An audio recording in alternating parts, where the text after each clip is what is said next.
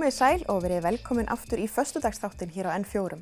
Núna ætlum við að ræða húsnæðismál sem nú mál sem hefur töluvert verið rætt síðustu mánuði og jafnvel ár.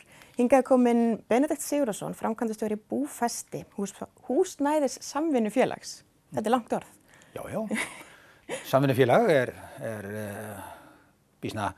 var býsna algengt rekstrar- og félagsform á síðustu öld og enn mjög virkt í mörgum nágrannalöndum okkar.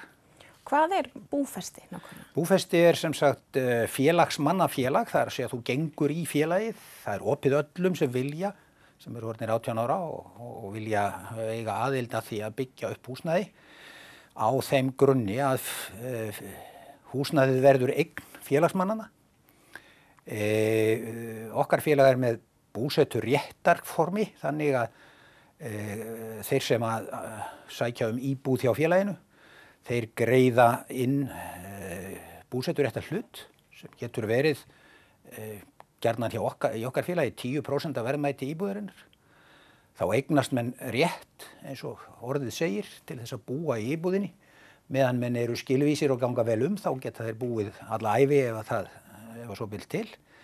Þessi búseturéttarhlutur, hann sem sagt varðveittur hjá félaginu og þegar menn síðan ákveða að hætta að vera í félaginu og flytja eitthvað annað, þá auglýsum við búseturéttin til sölu og þá kemur nýr félagsmaður og kaupir búseturéttin og við gerum upp við þann sem að selur búseturéttin sinn. Já. Og hann á þetta verðtryggt hjá ef allt með eðlilegum hætti á markaði. Búfesti, þetta tiltölulega nýtt nafn, en þetta ekki nýtt? Nei, sko félagið var búseti á Akureyri, þetta hét sem áður búseti á Norðurlandi.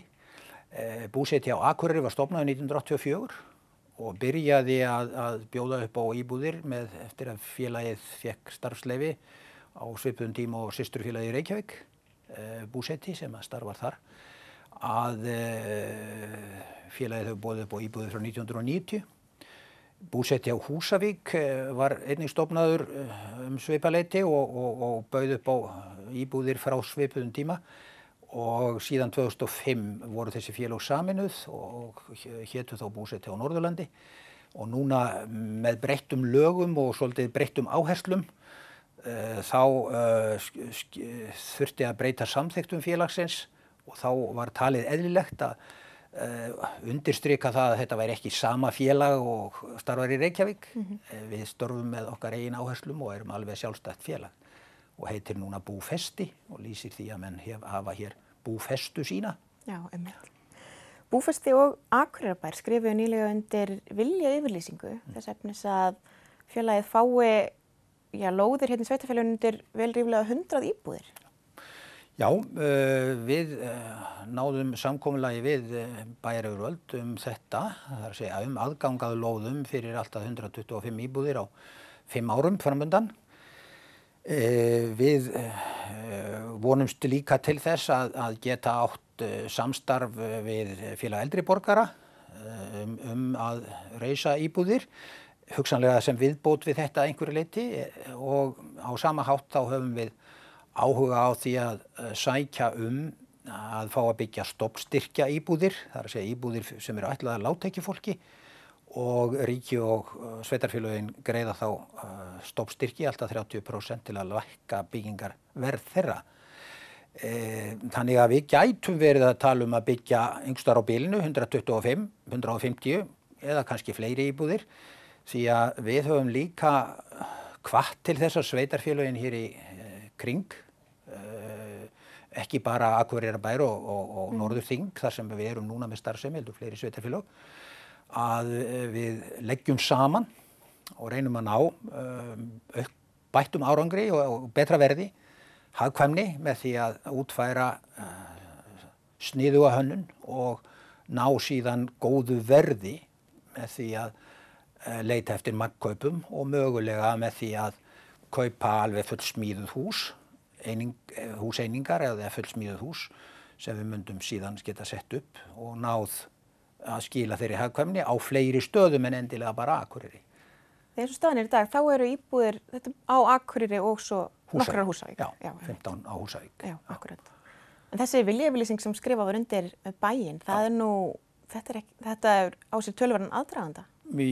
Já, við fundum mjög fyrir því í kjölfarið á hruninu að þá vil ég segja þá varð svona ljósari þörfin fyrir ódýrari húsnæðislausnir heldur en voru endilega í boði eða meira framboð af leiguhúsnæði, menn sjá það að það hefur fjölgað á leigumarkaði.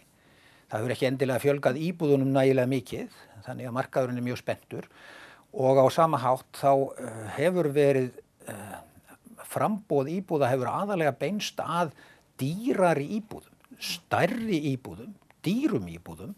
Við höfum eiginlega fyrst og fremst sett okkur það markmið að bjóða upp á annað framboð, það er að segja nettar, ódýrari íbúðir sem að leggja samt áherslu á gott aðgengi, hálkuvarnir, fremur heldur en að við förum að byggja bílakjallara og bjóða upp á 2 bílastæði með hverri íbúð í hituðum kjallara og við sem sagt kappkostum að nýta rýmið.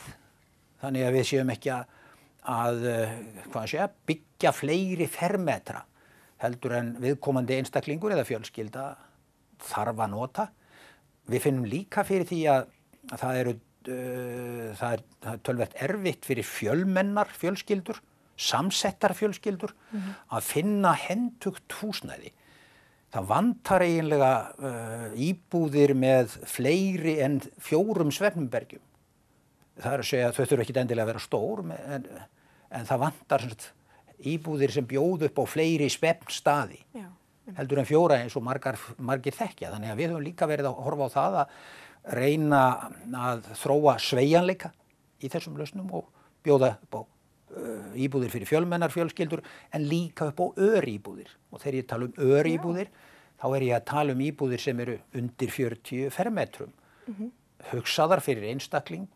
Ég tala nú ekki að fólk sem er mjög mikið annar staðar í vinnu eða eyðir löngum hluta af frítíma sínum vill kannski ekkert vera að leggja undir sig marga fermetra. En þarf samt íbúð. Og nú síðan auðvitað bara félag eins og okkar, þetta er eiginlega eins og eitt stórt húsfélag. Félagið annast viðhaldið, umsjón með rekstri og snjómokstri og viðhaldi eignarinnar.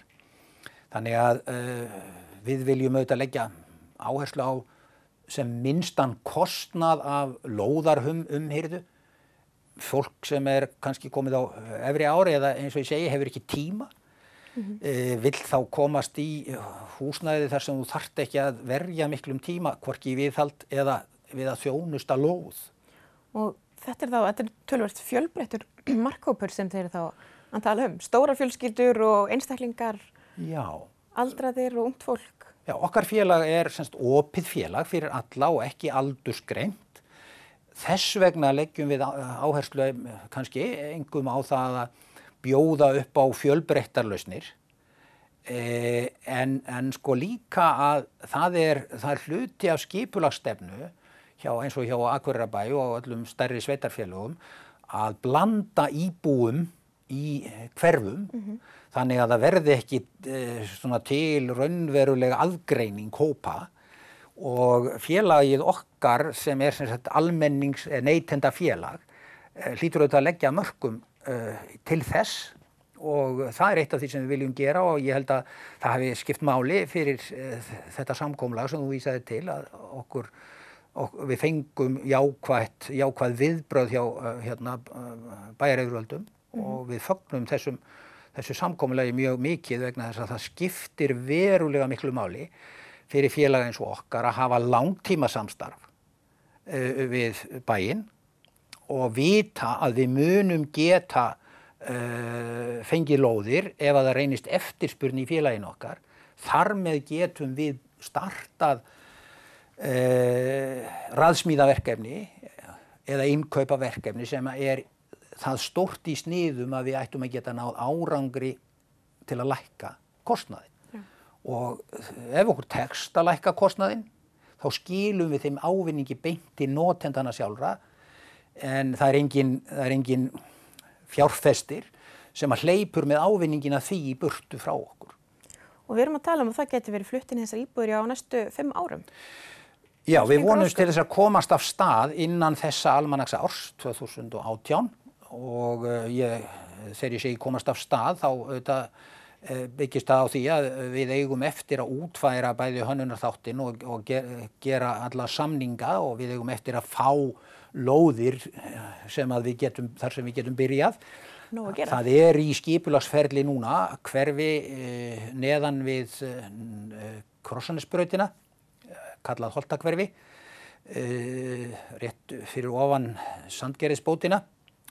Við höfum óskað eftir að fá það reit sem við síðan myndum þá útfæra, þannig að við getum komið fyrir þessum hagkvæmum íbúðum eins og við erum að reyna að